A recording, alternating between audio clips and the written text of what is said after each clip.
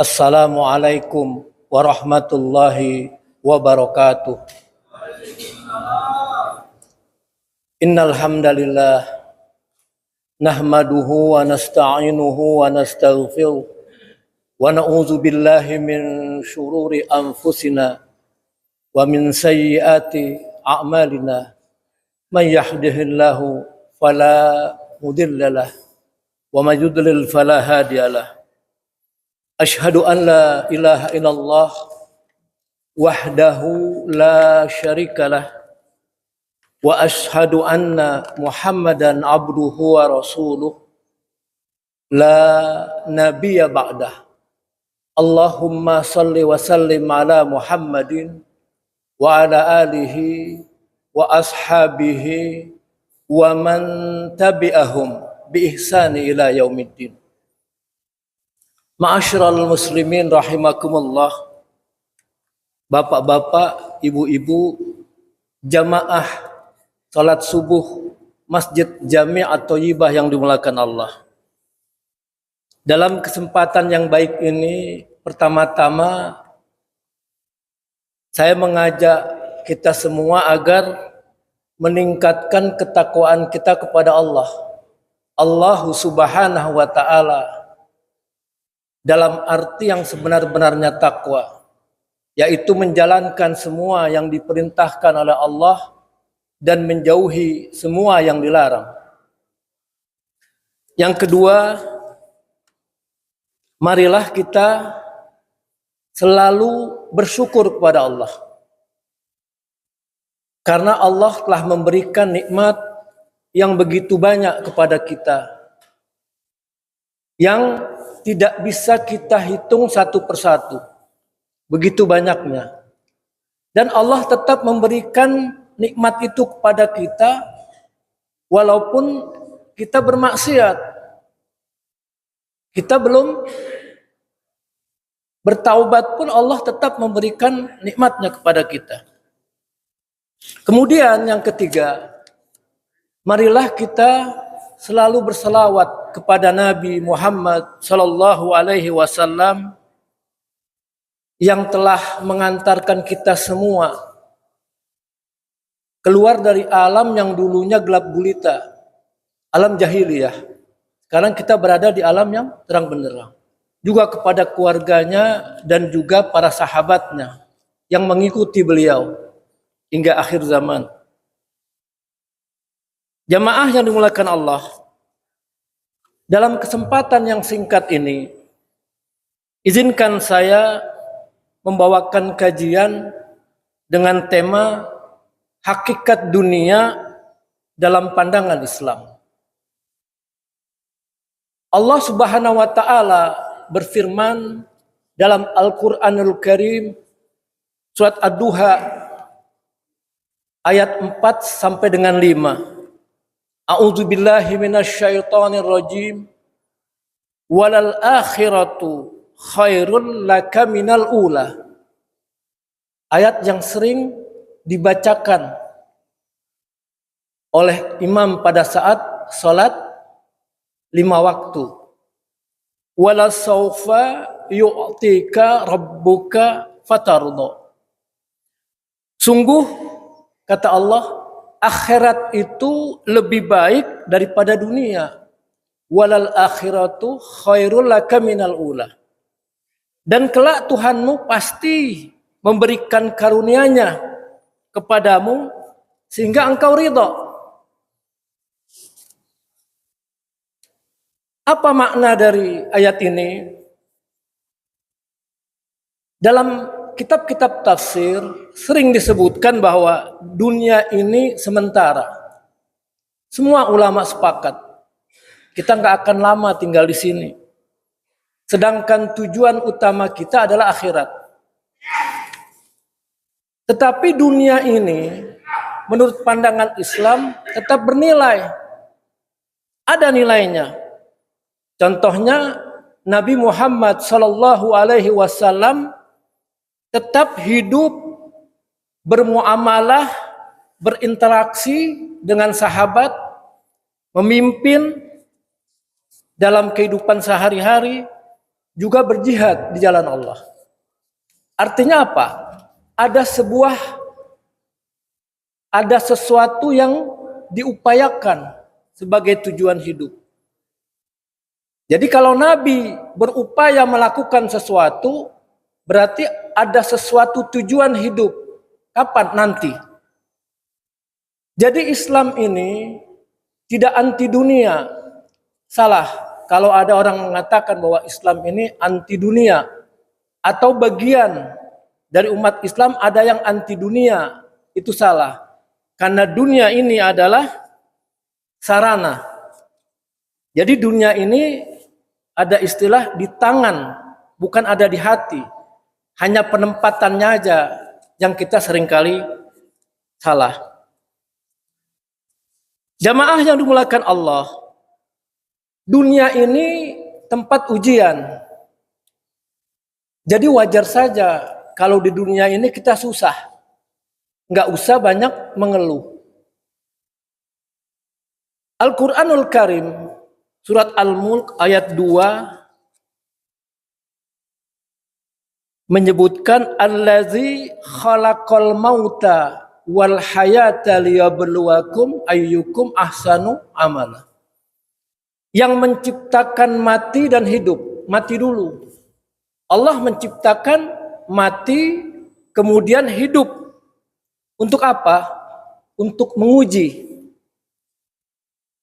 Menguji kamu siapa yang paling baik amalnya. Bukan dikatakan yang paling tinggi jabatannya, bukan. Bukan yang banyak hartanya, tapi yang paling baik amalnya. Jadi orang yang punya jabatan tinggi, marilah dengan jabatannya beramal baik sebanyak-banyaknya. Orang yang memiliki harta, maka marilah berbuat baik sebanyak-banyaknya dengan hartanya. Kemudian di surat Al-Kahfi ayat 7 Allah berfirman, "Inna ja'alna ma'alal ardi zinatan laha linabluwahum ayyuhum ahsanu amala." Mirip, sesungguhnya kami jadikan apa yang ada di bumi, inna ja'alna, sesungguhnya kami ja'alna, jadikan alal ardi, yang ada di bumi, sebagai perhiasan. Zinatan laha. Zinah artinya perhiasan. Baginya, bagi bumi. Jadi di bumi itu ada perhiasan. Untuk menguji mereka, siapa yang paling baik amalnya. 2 kali disebut, siapa yang paling baik amalnya. Kembali lagi, bukan siapa yang paling banyak hartanya, siapa yang paling tinggi jabatannya. Jadi dunia itu indah, jamaah yang dimuliakan Allah. Gemerlap. Tapi ingat, gemerlapnya itu bagi orang yang bertakwa adalah sebagai ujian. Dunia itu menarik, tapi sifatnya sementara. Jangan kita larut tertarik dengan dunia. Jadi sebentar saja kita menikmati dunia. Yang paling penting adalah tujuannya untuk akhirat. Jadi harta, jabatan, juga popularitas adalah hanya ujian. Poin yang kedua, bagaimana sikap Nabi terhadap dunia? Ya tentunya kita sebagai seorang muslim selalu mencontoh Nabi Muhammad SAW sebagai panutan. Kita harus selalu mencontoh, mengacu pada Nabi, kehidupan Nabi. Karena Allah Subhanahu wa taala berfirman dalam Al-Qur'anul Karim, ya, surat Ali Imran ayat 31, A'udzubillahi minasyaitonir rajim, Qul in kuntum tuhibbunallah fattabi'uni yuhibbukumullah wa yaghfir lakum dzunubakum wallahu ghafurur rahim. Katakanlah Muhammad, Allah meminta kepada Nabi Muhammad mengatakan ini kepada umatnya, jika kamu mencintai Allah, ikutilah aku. Jadi Nabi diminta mengatakan itu. Kalau engkau cinta kepada Allah, ikuti apa yang aku lakukan, kata Nabi. Niscaya Allah juga akan mencintaimu dan juga mengampuni dosa-dosa. Jadi di sini dengan mengikuti Nabi Muhammad SAW kita mendapatkan 3 sekaligus. Jadi berarti kita mencintai Allah dan Allah juga mencintai kita dan Allah menghapus dosa-dosa kita. Kita mencintai Allah, kembali Allah mencintai kita, kan luar biasa. Tidak ada di dunia itu yang bisa selevel itu ya. Allah mencintai kita, lalu mengampuni dosa-dosa kita. Dengan hanya mengikuti Nabi Muhammad SAW. Jadi ayat ini menjadikan sebuah dalil yang sangat kuat, sangat bagus bagi kita. Jangan sekali-kali meninggalkan Rasulullah SAW. Jamaah yang dimuliakan Allah, Nabi Muhammad juga bersabda, "Mali walid dunya, ma ana fid dunya illa karakibis tadalla tahta syajarah, thumma raha wa tarakaha." Apa urusanku dengan dunia, kata Nabi. Nabi berada di dunia, berkata kepada sahabatnya, apa urusanku dengan dunia? Aku di dunia ini hanyalah seperti orang musafir yang berteduh di bawah pohon, lalu pergi meninggalkannya. Orang berteduh nggak terlalu lama-lama, sebentar saja, hanya berteduh. Mungkin lelah dalam perjalanannya, berteduh sebentar, itulah tamsil dari kehidupan dunia. Ini hadis riwayat Imam Tirmizi. Jadi berdasarkan hadis ini, bahwa dunia itu adalah tempat singgah yang sementara. Jadi Nabi Muhammad SAW tidak cinta dunia, tetapi tetap aktif, bekerja, memimpin, berdakwah dan sebagainya. Tujuannya adalah akhirat. Inilah yang disebut dengan keseimbangan dalam Islam. Ada keseimbangan bagaimana memanage hidup di dunia dan juga mengambil tujuan kehidupan akhirat. Butir selanjutnya, bagaimana prinsip Islam dalam menyikapi dunia? Yang pertama, dunia ini sebagai sarana, bukan tujuan. Dalilnya adalah Al-Quranul Karim, surat Al-Qasas ayat 77. A'udzubillahi minasyaitonirrajim. Wabtaghi fima atakallahu daral akhirah wa la tansa nasibaka minad dunya. Carilah dengan apa yang Allah berikan kepadamu. Jadi kalau Allah memberikan sesuatu kepada kita kenikmatan, maka carilah dengan kenikmatan itu apa? Negeri akhirat. Darul akhirah. Apapun yang Allah berikan, kita utamakan untuk mencari negeri akhirat. Jadi yang punya harta berlebih, manfaatkan. Yang punya kehidupan, badannya masih sehat, manfaatkan. Jabatan yang tinggi, manfaatkan. Dan janganlah kamu melupakan bagianmu di akhirat. Jadi itu yang kita, bagianmu di dunia, maaf. Jadi di dunia ini bukan kita tinggalkan 100%, kita lupa terhadap kehidupan dunia. Tapi ada bagian kita yang harus kita kelola dengan baik. Allah memberikan rezeki, manfaatkanlah rezeki yang Allah berikan kepada kita. Lalu berikutnya, janganlah kita tertipu dengan dunia. Al-Quranul Karim, surat Al-Hadid, ayat 20, Allah berfirman, wa mal hayatud dunya illa mata'ul ghurur. Sesungguhnya kehidupan dunia ini hanyalah kesenangan yang menipu. Kadang kita lalai dengan kesenangan yang ada sehingga melupakan ibadah kepada Allah. Lalu selanjutnya dunia sebagai ladang amal. Dunia itu para ulama menyebutkan sebagai tempat untuk menanam. Hasilnya nanti kita tuai pada saat kita berada di akhirat. Jamaah yang dimuliakan Allah, lalu bagaimana implementasinya? Berdasarkan surat Ad-Duha, yang pertama adalah peduli sosial. Allah berfirman, fa'ammal yatima fala taqhar. Jangan kasar kepada anak yatim. Jangan kasar. Itu peduli sosial. Lalu lembut kepada sesama manusia. Wa amma sa'ila fala tanhar. Juga kepada orang yang meminta, jangan dibentak. Kalau tidak mau memberikan, katakan secara baik-baik. Atau jangan pernah menolak berapapun yang kita berikan kepada dia. Berapapun yang ada, kecuali memang tidak ada sama sekali. Jangan sekali-kali ditolak.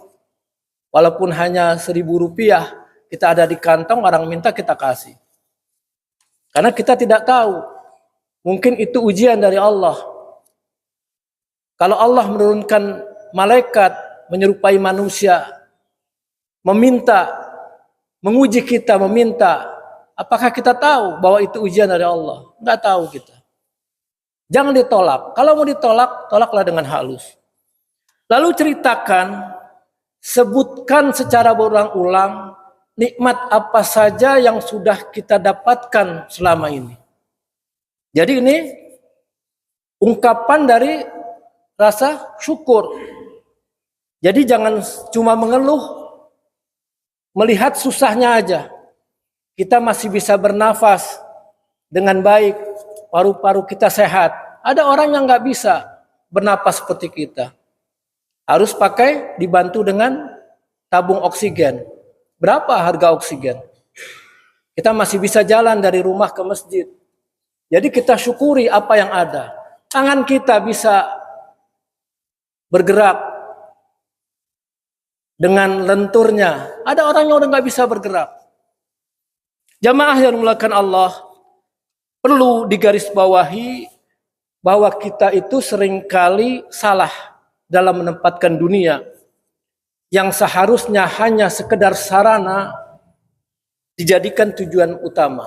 Itu kesalahan kita. Yang seharusnya hanya sebagai tempat singgah dijadikan sebagai rumah abadi. Padahal para ulama telah mengingatkan sejak dulu, di antaranya ada seorang imam bernama Imam Ibnul Jauzi rahimahullahu ta'ala. Apa yang telah dikatakan oleh Imam Ibnul Jauzi? Dalam kitabnya, mungkin kita pernah baca, Al-Mudhish, beliau menjelaskan makna bahwa dunia itu diciptakan hanya untuk dilewati. Jadi kata-kata hikmah yang ditulis oleh para imam terdahulu sangat mudah kita cerna dan mengingatkan kita secara spontan. Pada saat kita larut dengan dunia, ingat kata-katanya Imam Ibnul Jauzi, dunia ini hanya untuk dilewati, bukan dimiliki secara hakiki, karena kita akan meninggalkannya. Apa makna al-mudhish? Akar katanya adalah dahisha yadhashu dahsyan. Terperangah. Jadi kitab itu ditulis dengan judul di Indonesia kan terperangah, terperanjat. Kenapa beliau terperanjat? Terkejut, terguncang hatinya dan pikirannya. Karena ada sesuatu yang besar menurut beliau. Itulah manusia salah menempatkan dunia. Heran dia, kenapa yang dikejar-kejar dunia bukan akhirat? Jamaah yang dimuliakan Allah, inilah sebabnya beliau menasihati agar manusia mengendalikan hawa nafsunya. Kita yang mengendalikan hawa nafsu kita, bukan sebaliknya, kita yang dikendalikan oleh nafsu, syahwat. Karena cinta dunia yang berlebihan lahir dari hawa nafsu yang tidak terkendali. Allah Subhanahu wa taala berfirman dalam Al-Qur'anul Karim, "Wa mal hayatud dunya illa la'ib wa lahu wa ladarul akhiratu khairul lil ladzina yattaqun." Kehidupan dunia, kata Allah, hanya permainan, senda gurau, dan negeri akhirat itu lebih baik bagi orang-orang bertakwa. Kemudian Allah juga berfirman dalam surat Al-Fatir, surat Fatir ayat 5, "Ya ayuhan nas, inna wa'dallahi haqqa, fala taghurrannakumul hayatud dunya." Wahai manusia, sungguh janji Allah itu benar. Janji Allah benar. Maka janganlah kehidupan dunia memperdayakan kalian. Kemudian Nabi Muhammad juga bersabda, "Kun fid dunya," jadilah engkau di dunia, ya. Kun fid dunya ka'annaka gharib, seperti orang yang melakukan perjalanan asing, nggak kenal. Jadilah engkau di dunia ini sebagai orang asing, nggak dikenal. Datang dari tempat jauh, dia tidak kenal di tempat tertentu. Jadilah seperti orang asing. Au abiru sabir, atau seorang musafir. Jadi kita menempatkan dunia seperti itu. Yakin bahwa kita tidak akan lama. Seorang musafir tidak pernah membangun rumah mewah di tengah perjalanan karena merasa itu bukan tempatnya dia. Paling hanya numpang di rumah keluarganya atau nginap di penginapan atau hotel. Lalu dia pergi lagi.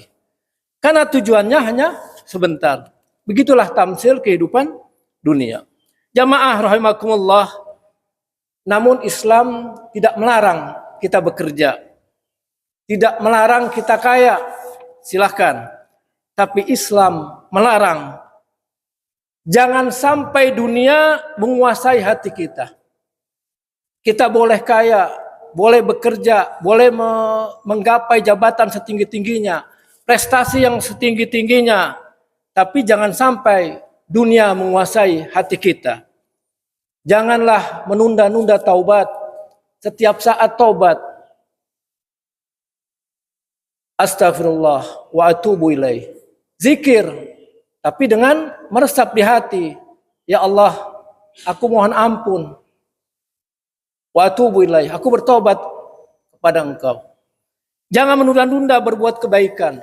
Selagi terbersit dalam diri kita dan ada kemampuan, lakukan kebaikan. Lalu jangan simpan dunia di dalam hati. Karena kehidupan hakiki kita adalah akhirat. Kita tidak tahu kapan ajal akan menjemput kita.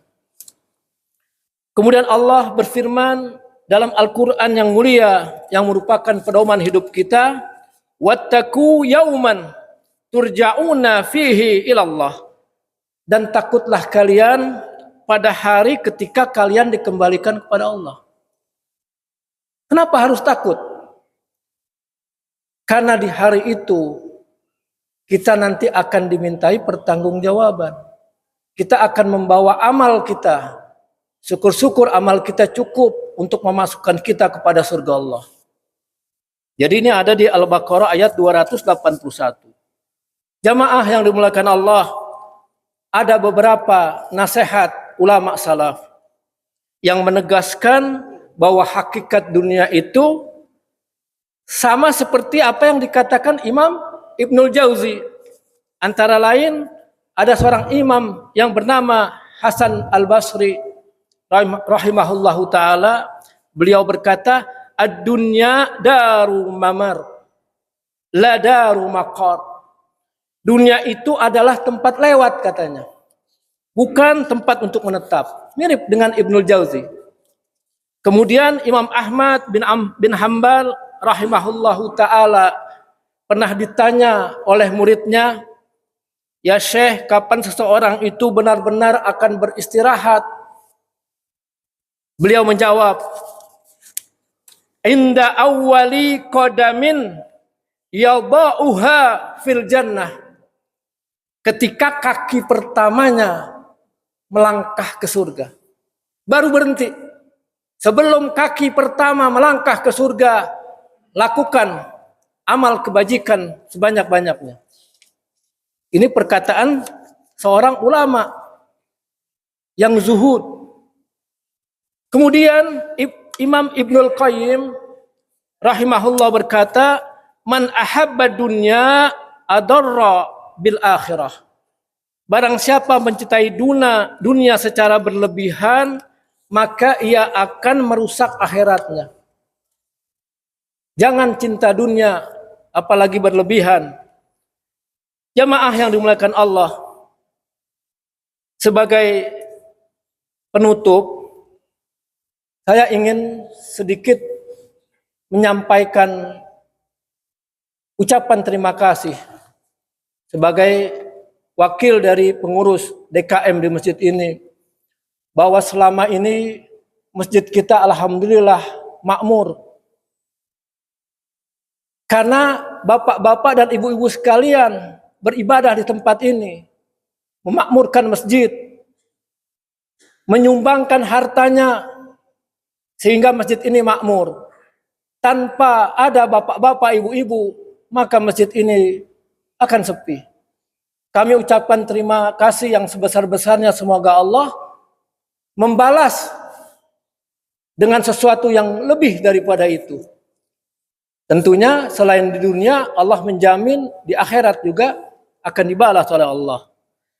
Di masjid kita selama Ramadan, kita telah mengumpulkan kotak nasi dan takjil kue setiap hari lebih dari 200.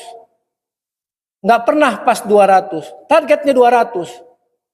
Tapi dapatnya selalu lebih, 250, 300, bahkan kalau hari Jumat sampai 400. Kalau bukan dengan bantuan bapak-bapak sekalian yang mengikhlaskan dananya untuk menyumbang, maka itu tidak ada. Tidak ada artinya pengurus masjid tanpa ada sinergi antara pengurus dengan jamaah. Juga qiyamul lail atau iktikaf di 10 hari terakhir, menyediakan makan bagi siapapun yang iktikaf. Sesuatu yang berat kalau kita pikul sendirian. Itu juga kami mengapresiasi kepada para donatur. Juga zakat fitrah luar biasa. Zakat mal sampai dengan kemarin saya melihat sudah lebih dari 100 juta zakat mal yang masuk ke masjid kita. Sebuah potensi yang luar biasa. Ada salah satu pemberi zakat mal bertanya, kapan ini akan disalurkan? Insya Allah setelah bulan Syawal kita akan membuat daftar mustahik yang kita akan berikan kepada mereka secara berkesinambungan sampai dana itu habis. Juga fidyah kita akan salurkan kepada mustahik. Jadi terima kasih kami ucapkan dan semoga Allah membalasnya. Lalu sebagai penutup, marilah kita sama-sama berdoa kepada Allah. Subhanakallahumma wa bihamdik, asyhadu an la ilaha illa anta, astaghfiruka wa atubu ilaik. Maha suci Engkau ya Allah, aku memujimu, aku bersaksi tidak ada sesembahan yang berhak disembah kecuali Engkau ya Allah. Aku minta ampun dan bertaubat kepadamu. Billahi taufik wal hidayah wal afu minkum. Wassalamualaikum warahmatullahi wabarakatuh.